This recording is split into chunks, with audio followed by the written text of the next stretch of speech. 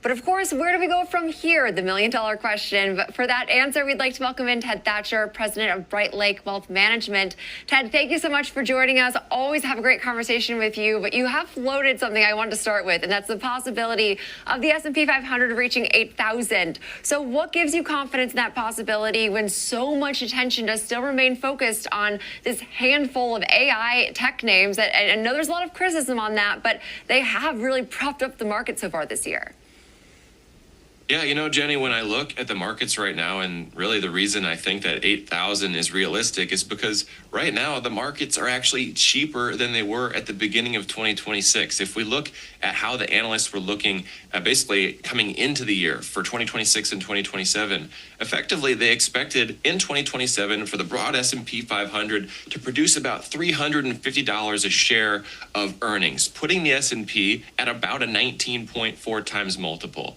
That multiple is actually compressed so far this year. So now analyst expectations have gone up by $50, expecting $400 a share per share of S&P 500 for 2027 earnings. And that brings the valuation actually to 18.4%. And so fundamentally, that's why I see the second half of the year as constructive.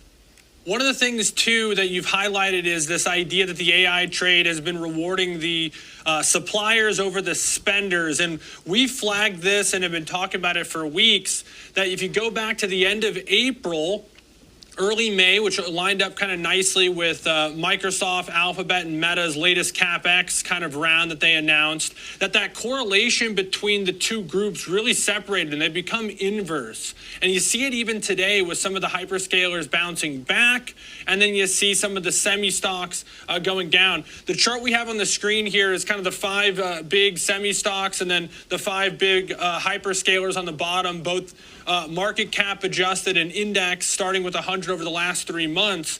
How do you think this is going to normalize, if it has to, over the next 6 months or so to end the year? Yeah, Alex, you make a great point there. This inversion, I think a lot of us didn't necessarily anticipate. So much, really since 2022, of market gains have been driven by the S&P 500. And, I would say a secondary reason that I am also constructive about the second half of the year. There's a potential here for, I think, the baton to sort of get passed back to some of the Mag 7 names. The headwind, though, I see is really how they handle the earnings season that we're about to walk through. So much of the criticism, of course, has come down to their free cash flows being eaten up by all this CapEx spending. I think that they're, the Googles of the world, the Microsofts of the world, the Amazons of the world are going to have to basically find an antidote to that narrative. And I think if I had to guess the way that they will come at that this earnings season is they're going to point to basically some of these balance sheet earning gains. So many of them have stakes in SpaceX and the frontier models like Anthropic and OpenAI. And so how they handle that narrative, I think, is going to basically tell me whether or not they're going to be able to pick that baton back up for the second half of the year. Okay, and I know you mentioned sort of expectations for earnings, but say looking back a bit in the rearview mirror, what has impressed you the most about some of the corporate earnings we've gotten this year? And can you expect that strength to, of course, continue into the back half this year? Yeah, I don't want to say that I'm certain that we're only going to see green from here, because I do think that there are some headwinds the market has to deal with, some uncertainties, around even, Kevin Warsh, certainly some of the AI trade cooling and things. But what I like about it, to our whole conversation here, is there is multiple ways that the market can win. It could be handing the baton back off, but it also very much could be earnings continuing to expand. I don't anticipate earnings to go down or even just break even in Q2. And so since we saw 84% of companies show earnings per share growth across the S&P 500 in Q1, and to see the way they beat, I don't anticipate that kind of beat in Q2, but I do see the breadth and the depth of the market still continuing. A lot of that has been highlighted the last several weeks and month and a half or so by the RSP, the equal weighted S&P 500, basically beating the market cap version.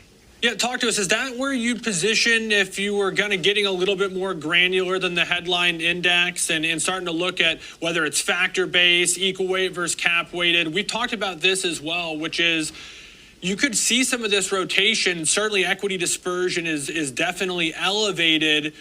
but it can normalize and you can see a rotation. And like today, the NASDAQ 100 is down 1.3%, despite half the stocks in that index being higher. Is equal weight a good way to play for this rotation? Still be long equities, but not be as exposed to the AI trade, maybe unraveling a bit?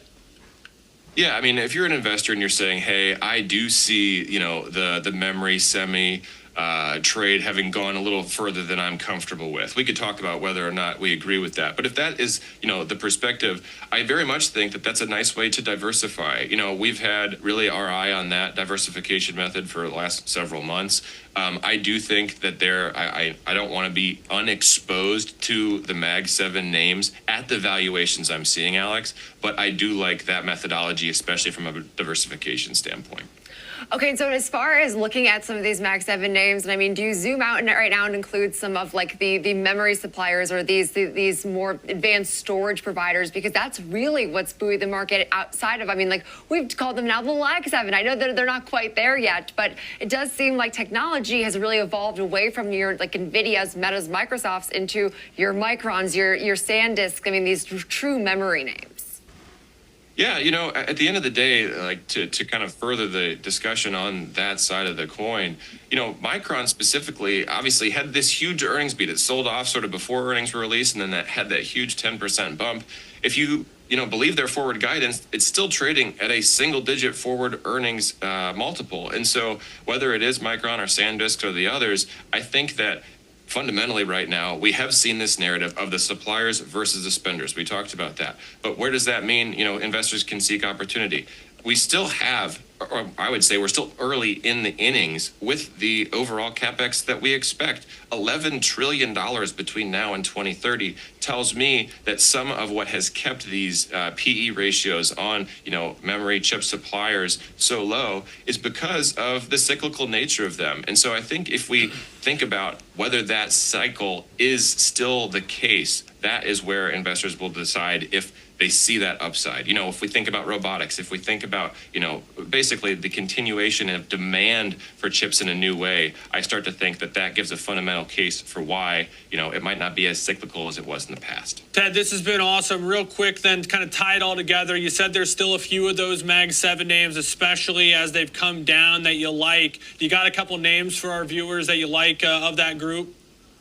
Yeah, I mean, it's hard for me not to look at Microsoft and say, man, I just can't see a company of its, magnitude, and credibility led by, and a great CEO and Satya, not be an attractive name. It's trading basically near its 200-week multiple, or 200-week moving average. The valuation there I like a lot. I think presents a lot of potential opportunity for investors.